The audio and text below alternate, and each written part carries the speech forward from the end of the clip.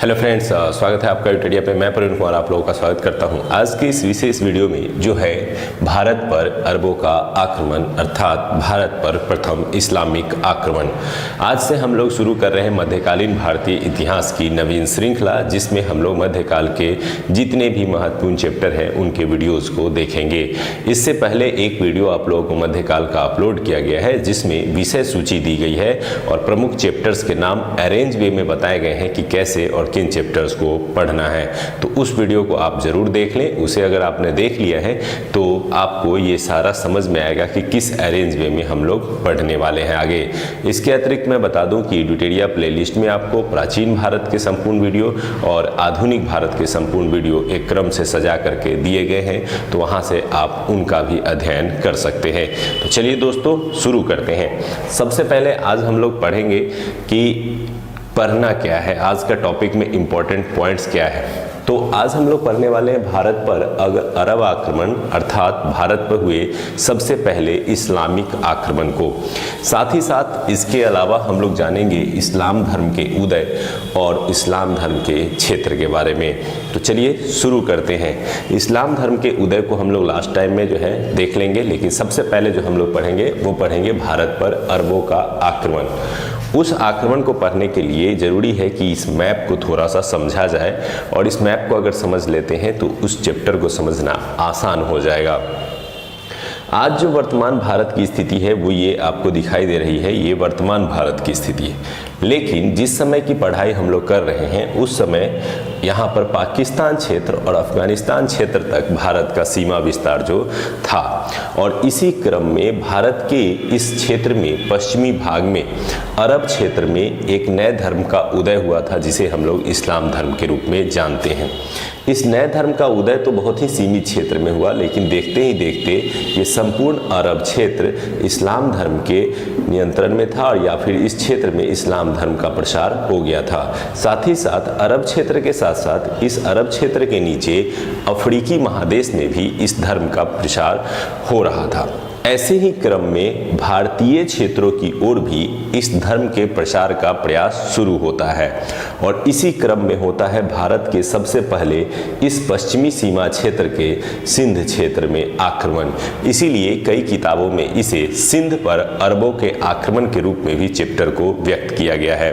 तो इसे दोनों ही रूप में देखा जा सकता है कि अरब क्षेत्र का भारतीय सीमा क्षेत्र में पहली बार आक्रमण, या भारत के सिंध क्षेत्र में अरब क्षेत्र का आक्रमण। तो इस प्रकार से अरब क्षेत्र से सिंध क्षेत्र जो भारत का पश्चिमी सीमा प्रांत क्षेत्र था, उस पर पहली बार इस्लामिक आक्रमण देखने को मिलता है। इसी आक्रमण से जुड़े हुए जो भी महत्वपूर्ण बिंदु हैं, जिनसे अलग अलग एग्जाम में प्रश्न पूछे गए हैं, उन्हीं बिंदुओं को आज हम लोग पढ़ेंगे। आइए शुरू करते हैं। सबसे पहले जानते हैं स्रोत। आखिर वे कौन से इतिहास के स्रोत हैं जिनसे यह जानकारी मिलती है कि भारत के इस क्षेत्र में अरबों द्वारा आक्रमण किया गया था।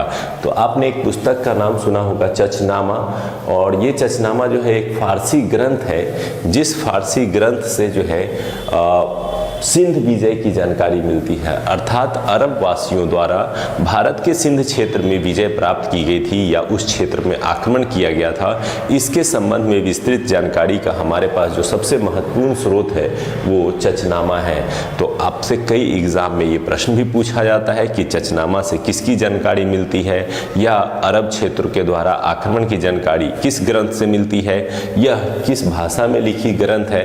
तो यह एक फारसी ग्रंथ है जिसके माध्यम से भारत पर हुए सिंध में क्षेत्र में हुए आक्रमण के संबंध में विस्तृत जानकारी प्राप्त होती है। तो आप इस पॉइंट को निश्चित रूप से याद रखेंगे और चचनामा के पॉइंट को भी याद रखेंगे। आते हैं अगले पॉइंट की ओर। तो भारत पर सबसे पहले अगर मुस्लिम आक्रमण या इस्लामिक आक्रमण किया गया तो सबसे पहले इन्हीं अरब क्षेत्र के लोगों के द्वारा किया गया था, यानी अरब वासियों द्वारा ही पहली बार इस्लामिक आक्रमण देखने को मिलता है, और विशेष रूप से इसी सिंध क्षेत्र में ही पहले आक्रमण किया गया था। तो यहाँ से कई बार पूछा भी जाता है कि भारत पर पहला इस्लामिक आक्रमण किन के द्वारा किया गया था। अरबों के द्वारा किया गया था, तुर्क के द्वारा किया गया था, ईरानियों के द्वारा किया गया था। तो अरबों के द्वारा जो है सबसे पहली बार इस्लामिक आक्रमण देखने को मिलता है। आखिर इनका भारत में आने का उद्देश्य क्या था। कई बार ये भी पूछ लिया जाता है कि इन अरब वासियों ने भारतीय सीमा क्षेत्र में जो आक्रमण किए उसके पीछे क्या मूल उद्देश्य थे। तो यहाँ आपको ध्यान रखना है कि जब ये अरब वासी भारत में आक्रमण करते हैं, इस क्षेत्र से आते हैं यहाँ पर, इस समय ईरान का जो दमिश्क क्षेत्र है यहाँ पर इनका महत्वपूर्ण केंद्र था जहाँ से ये विभिन्न क्षेत्रों में आक्रमण करते थे। तो जब ये भारत में आए तो इनके दो उद्देश्य उभर करके सामने आते हैं।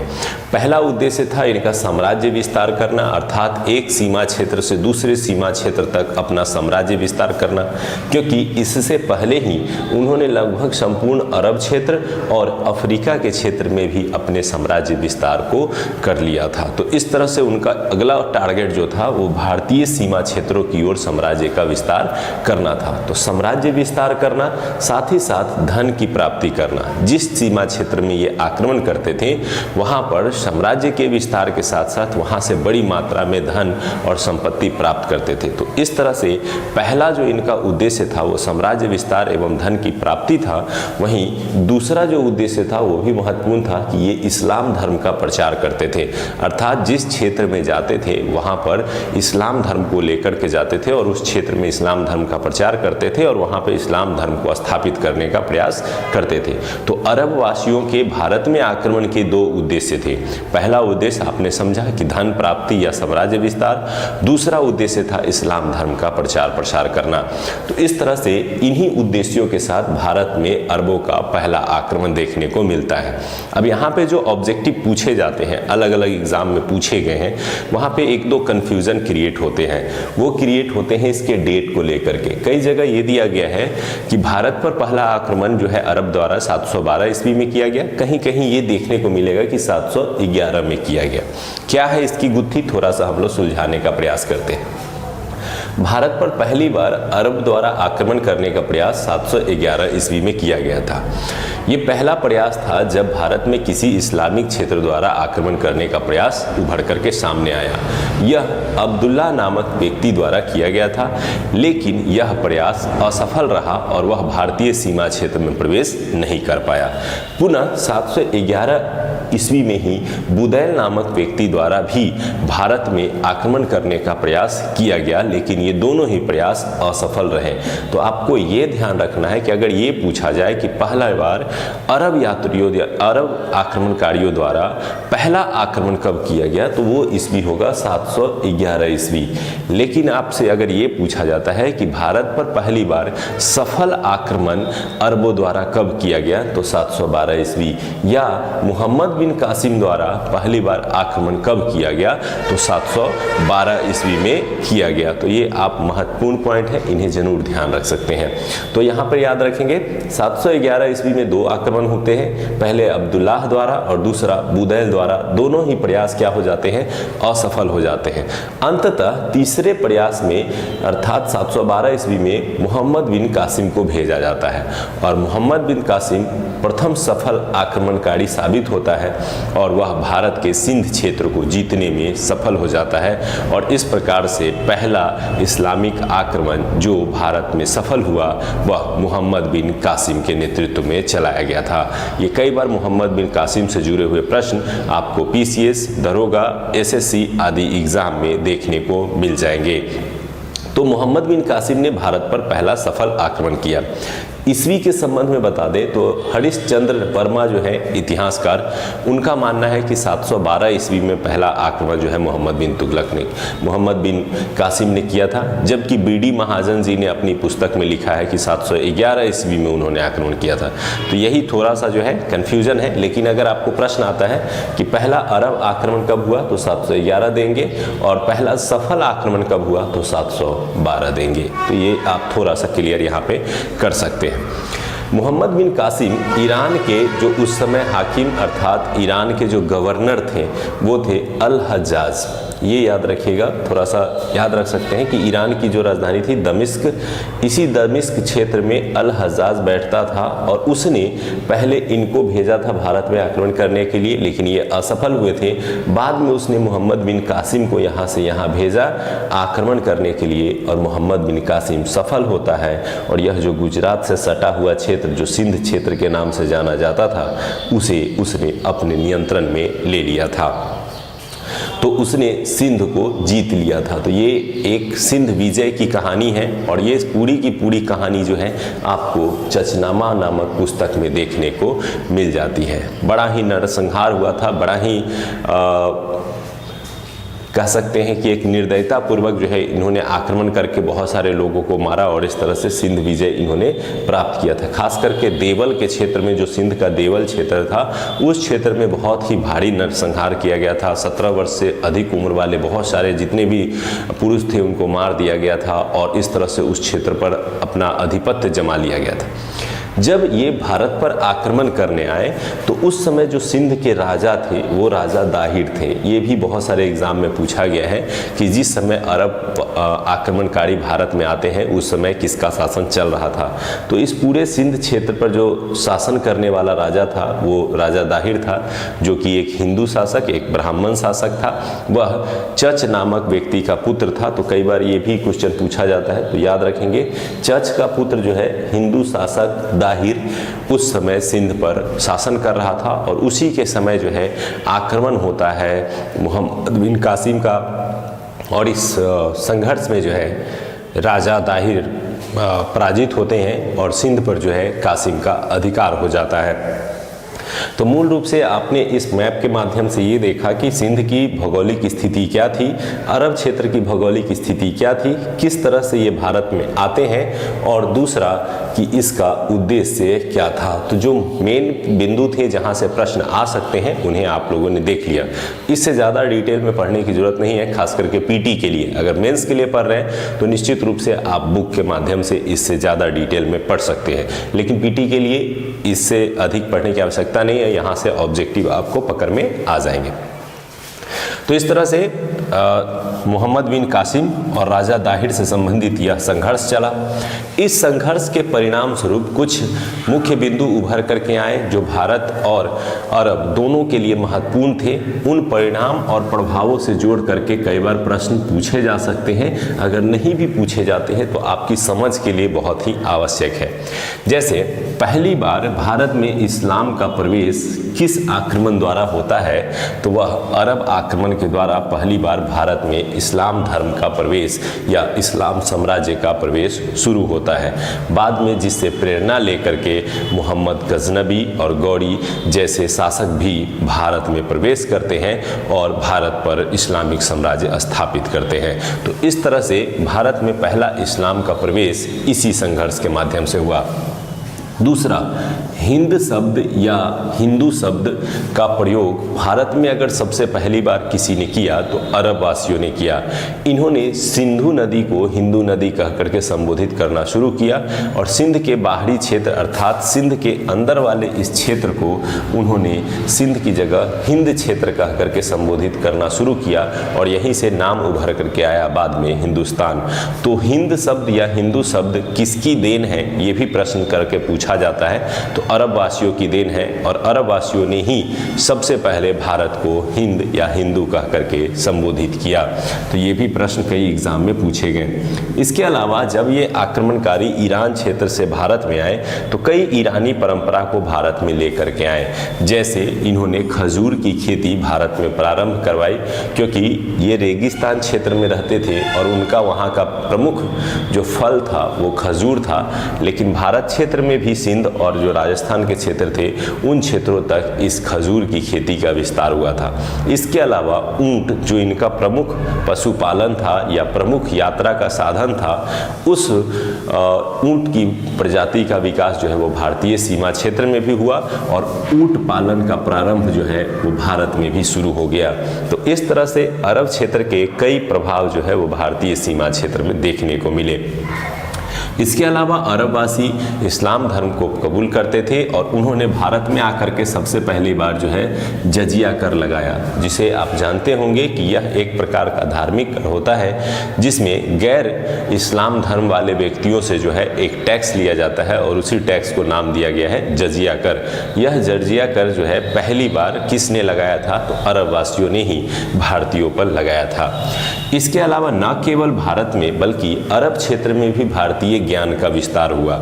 जैसे पंचतंत्र जो भारत की एक प्रमुख जो है कहानियों की संग्रह थी, ब्रह्म सिद्धांत जो ब्रह्मगुप्त की लिखी हुई एक प्रमुख रचना थी, इन सब का जो है अरबी अनुवाद कराया गया। ये सारे ग्रंथ जो है अरबी में लिखे गए ताकि अरब वासियों को भी भारत का जो तकनीकी और वैज्ञानिक खगोलीय ज्ञान था वह प्राप्त हो सके।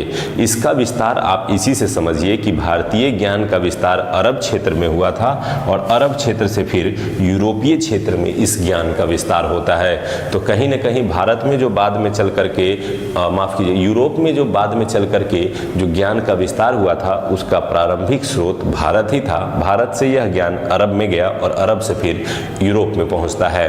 इसके अतिरिक्त भारतीय खगोल शास्त्र का विस्तार जो है वो अरब क्षेत्र में हो जाता है और साथ ही साथ जो है अरब क्षेत्र के ज्ञान का विस्तार जो है यूरोप तक होने लगता है। तो भारतीय ज्ञान का बड़ी संख्या में विस्तारीकरण हुआ था। इससे ज्योतिष शास्त्र पर भी एक सकारात्मक प्रभाव पड़ा और अरब और भारतवासियों के मिलने से ज्योतिष शास्त्र की दिशा में एक नई ऊर्जा मिली और इसका और अधिक विस्तार हुआ था। जब अरबवासी आकर के भारतीय सीमा क्षेत्र में विस्तार कर लेते हैं तो इस क्षेत्र में उन्होंने दिरहम नामक सिक्का भी चलाया था। तो दिरहम सिक्का सबसे पहले भारत में किसने चलाया था? तो अरब वासियों ने चलाया था। तो ये कुछ प्रत्यक्ष जो है आपको परिणाम या प्रभाव देखने को मिलेंगे। लेकिन एक सबसे बड़ा जो प्रभाव था जो अप्रत्यक्ष था वह यह था कि भारत में पहली बार इस्लामिक प्रवेश होने से यह बाद के शासकों के लिए एक प्रेरणा स्रोत बन गया कि वे भी भारत में आ सकते हैं और भारतीय साम्राज्य सीमा में घुसकर भारत पर शासन कर सकते हैं।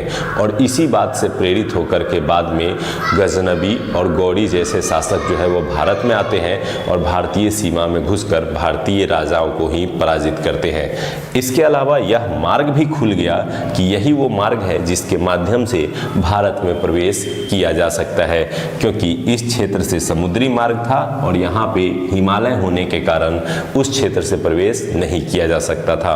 तो समुद्री मार्ग और हिमालयन मार्ग को छोड़कर केवल सिंध के माध्यम से ही भारत में प्रवेश किया जा सकता था और वह मार्ग जो है इस्लामिक आक्रमणकारियों के लिए प्रारंभ हो गया और यहाँ से बाद में गजनबी और गौरी भारत में प्रवेश कर तुर्क शासन स्थापित करने का प्रयास करते हैं और भारत के विभिन्न क्षेत्रों में जाकर विभिन्न राजाओं से संघर्ष करते हैं।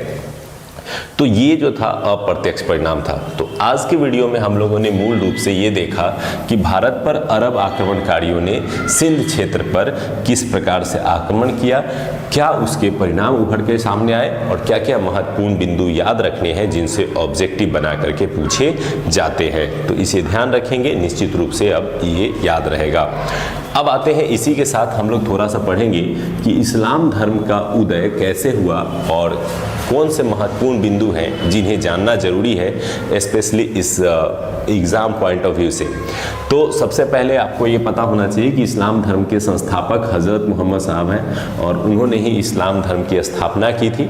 उनका जन्म 570 ईस्वी में मक्का में हुआ था। तो ये भी कई बार पूछा जाता है कि हज़रत मोहम्मद साहब का जन्म कहाँ हुआ था, तो मक्का में हुआ था, 570 ईस्वी में हुआ था। उनके पिता का नाम अब्दुल्ला तथा माता का नाम अमीना था। तो ये कुछ पॉइंट है, इस तरह से आप याद रख सकते हैं इसको। तो संस्थापक हज़रत मोहम्मद साहब थे, 570 ईस्वी में उनका जन्म हुआ था। इनके पिता का नाम अब्दुल्ला तथा माता का नाम अमीना था। इन्हें ज्ञान की प्राप्ति कैसे हुई थी? तो हीरा नामक एक गुफा थी वहाँ पे, जहाँ पे इन्हें 610 ईस्वी में ज्ञान की प्राप्ति होती है। ये ईस्वी भी कई एग्जाम में पूछा गया है, तो इसलिए याद रखेंगे कि 610 ईस्वी में हीरा नामक गुफा में जो है हज़रत मोहम्मद साहब को ज्ञान की प्राप्ति हुई थी। और आप कई बार कोरिलेट करके भी पढ़ सकते हैं, जैसे जैन धर्म, बौद्ध धर्म, तो उसी तरह से आप जोड़ करके इस्लाम धर्म को भी पढ़ सकते हैं। इसके अलावा एक महत्वपूर्ण बिंदु जो इस्लाम धर्म से पूछा जाता है वो हिजरी संवत है। कहा जाता है कि 24 सितंबर 622 ईस्वी को हज़रत मोहम्मद ने मक्का से मदीना की यात्रा की थी, अर्थात वो मक्का छोड़ करके मदीना चले गए थे और मक्का से मदीना वो 24 सितंबर 622 को जाते हैं। और उसी दिन से, उसी घटना के बाद से एक इस्लामिक कैलेंडर की शुरुआत की गई जिसे हिजरी संवत के नाम से जाना जाता है। यहाँ ध्यान रखेंगे कि चूँकि इस्लाम धर्म में हज़रत मोहम्मद साहब उसके संस्थापक हैं, इसलिए उन्हें पैगंबर कह के भी पुकारा जाता है। तो पैगंबर हज़रत मोहम्मद ने जब मक्का से मदीना की यात्रा की, उसी दिन से जो है हिजरी संवत की शुरुआत हो जाती है। मदीना में जा कर के उन्होंने इस्लाम धर्म का प्रचार प्रसार शुरू किया, अपनी शिक्षाएं दी और इस तरह से इस्लाम धर्म का विस्तार होना शुरू हो जाता है। इसके अलावा 2-3 पॉइंट और हैं जो महत्वपूर्ण है इस्लाम धर्म से जुड़े हुए, कि उनका विवाह जो है खादीजा नामक एक विधवा से हुई थी। जब हज़रत मोहम्मद साहब 25 वर्ष की आयु में थे तो उनका विवाह जो है खदीजा नामक महिला से हुई थी और उनकी पत्नी का नाम खदीजा था। उनको एक पुत्री हुई जिस पुत्री का नाम फातिमा था और दामाद जो थे उनका नाम अली था। तो इस तरह से ये कुछ इंपॉर्टेंट ऑब्जेक्टिव पॉइंट्स हैं जिन्हें आप निश्चित रूप से ध्यान में रखेंगे। बात करें हज़रत मोहम्मद साहब की मृत्यु की तो 632 ईस्वी में उन्हें मदीना में दफनाया गया और उनकी मृत्यु जो है 632 ईस्वी में हुई थी। तो 2-3 डेट हैं जिसे आप जरूर याद रखेंगे, एक जन्म संबंधी डेट, एक ज्ञान की प्राप्ति से संबंधित डेट, उसके बाद हिजरी संवत कैलेंडर से संबंधित डेट और उनके मृत्यु से संबंधित डेट। ये महत्वपूर्ण है जिनसे प्रश्न पूछे जा सकते हैं। इसके अलावा इस्लाम धर्म का सबसे पवित्र ग्रंथ कौन सा है, तो कुरान माना जाता है और कुरान के माध्यम से ही उनकी शिक्षाओं का प्रचार प्रसार किया गया और कुरान के माध्यम से ही इस्लाम धर्म से संबंधित शिक्षाओं का विस्तार देखने को मिलता है। बाद में जब हज़रत मोहम्मद साहब की मृत्यु हो जाती है तो अर्थात पैगंबर की मृत्यु हो जाती है तो उनके उत्तराधिकारी को क्या कहा गया, खलीफा कहा गया। अब जैसे आप देखते हैं अलग अलग धर्मों में धर्म गुरु कहे जाते हैं, उसी तरह से इस्लाम धर्म में जो हज़रत मोहम्मद साहब के बाद जो उनके धर्म प्रचारक बने उन्हें खलीफा कहा गया। प्रारंभ में यह खलीफा शब्द जो था वो वास्तव में एक धार्मिक राजनेता था, यानी धर्म का नेता बन करके उभर करके सामने आए। लेकिन खलीफा देखते ही देखते धार्मिक पद से राजनीतिक पद में बदल गया, वह धार्मिक प्रमुख भी हो गया और राजनीतिक प्रमुख भी हो गया। इस तरह से इस्लाम धर्म में जो खलीफा शब्द था वो धार्मिक प्रमुख के साथ साथ राजनीतिक प्रमुख के रूप में उभर करके सामने आ जाता है और यह एक महत्वपूर्ण पद बन जाता है। इसी पद को लेकर के जो है बाद में विवाद शुरू होता है और इस्लाम धर्म 2 भागों में टूट जाता है, एक शिया और दूसरा सुन्नी। तो शिया और सुन्नी 2 भागों में इस्लाम धर्म टूट जाते हैं। उदाहरण के लिए जैसे हम लोगों ने बौद्ध धर्म पढ़ा था तो हीनयान और महायान में टूट गए, जैन धर्म पढ़ा था जिसमें श्वेतांबर और दिगंबर में टूट जाते हैं, उसी तरह से इस्लाम धर्म भी 2 भागों में बट गए, एक शिया और दूसरा सुन्नी। इसमें अंतर क्या था कि शिया का मानना था कि जो पैगंबर मोहम्मद के वास्तविक उत्तराधिकारी हैं, जो अली हैं, वही खलीफा होंगे, जबकि सुन्नी का मानना था कि नहीं, कोई भी व्यक्ति जो है खलीफा के पद पर आ सकता है और उस धर्म से संबंधित कार्य कर सकता है। यह खलीफा पद इतना राजनीतिक रूप से महत्वपूर्ण हो गया कि आगे आने वाले समय में इस खलीफा पद ने ही संपूर्ण ये शासन व्यवस्था को अपने वश में कर लिया था। बाद में जाकर के, बहुत बाद में जाकर के 1924 में तुर्की के एक राष्ट्रपति जिसको कह सकते हैं मुस्तफ़ा कमाल पाशा, उन्होंने आकर के जो है इस पद को समाप्त कर दिया था। माफ़ कीजिएगा 1924। तो 1924 में तुर्की के जो है मुस्तफ़ा कमाल पाशा ने जो है इस पद को समाप्त कर दिया। तो ये भी कई बार प्रश्न पूछा जाता है कि खलीफा पद को जो है वो किसने समाप्त किया था, तो 1924 में आकर के जो है मुस्तफ़ा कमाल पाशा ने जो है समाप्त कर दिया था। इसके अलावा इस्लाम धर्म की प्रमुख शिक्षाओं की बात कर लें तो हज़रत मोहम्मद साहब ने 5 शिक्षाएं जो प्रमुख दी थी। एक कलमा, अर्थात रोज़ जो है कलमा पढ़ना है, और फिर नेक्स्ट था नमाज जो प्रतिदिन 5 बार पढ़ना रहता था। तीसरा था रमज़ान जिसमें रोज़ा रखना, भूखे रहना, और वो एक प्रमुख उनकी शिक्षा थी। इसके अलावा उनकी शिक्षा थी एक प्रकार का कर देना जो कि ज़कात कहलाता है। 2 प्रकार के टैक्स मुख्य रूप से इस्लाम धर्म में प्रचलित थे। एक तो जजिया कर था जो ऐसे लोगों से लिया जाता था जो इस्लाम धर्म में नहीं थे, और दूसरा था ज़कात जो केवल इस्लाम धर्म के लोगों को देना था, और वह ऐसा टैक्स होता था जो अपनी आय का एक निश्चित हिस्सा दान करते थे। तो एक दान करने की परंपरा की शुरुआत जो कि ज़कात कर के नाम से जानी जाती है, और 5 पांचवा जो उनका शिक्षा था वो था हज। हज शिक्षा में था कि कम से कम अपने जीवन में एक बार मदीना की यात्रा जरूर करें। तो इस तरह से उन्होंने जो शिक्षाएं दी उसके आधार पर इस्लाम धर्म का विकास हुआ। इस इस्लाम धर्म का उदय इस अरब क्षेत्र में हुआ और इस अरब क्षेत्र में इन्हीं खलीफाओं की सहायता और खलीफा के नीचे जो विभिन्न क्षेत्रों के गवर्नर थे उनके अधीन साम्राज्य विस्तार का दौर शुरू होता है, जो इस अरब क्षेत्र से बढ़ते हुए भारत के उत्तरी भाग अरब के उत्तरी भाग, अरब के दक्षिणी भाग अफ्रीका और अरब के पूर्वी भाग भारत सहित कई देशों में विस्तृत होने लगते हैं। और इसी विस्तार के क्रम में हम लोगों ने आज पहला चैप्टर पढ़ा, भारत पर अरबों का आक्रमण, भारत में इस्लामिक प्रवेश या सिंध पर पहला अरबों का आक्रमण। तो उम्मीद करते हैं कि इस चैप्टर के महत्वपूर्ण बिंदु, इस चैप्टर के मैप और इस चैप्टर से जुड़े हुए जो प्रमुख बिंदु थे वो आपको समझ में आ गए होंगे।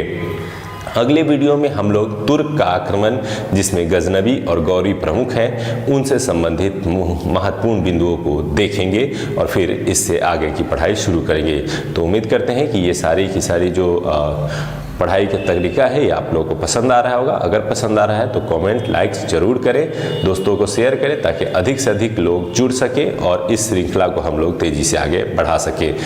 आप लोगों का लाइक, कमेंट, शेयर ही हमें सपोर्ट करता है और पता चलता है इससे कि हाँ आप लोगों को पसंद आ रहा है। तो उससे हम कोशिश करते हैं कि अधिक से अधिक और जल्द से जल्द वीडियोस उपलब्ध कराए जा सके। तो धन्यवाद दोस्तों एडुटेरिया से जुड़ने के लिए और एडुटेरिया को इतना सारा प्यार देने के लिए। धन्यवाद।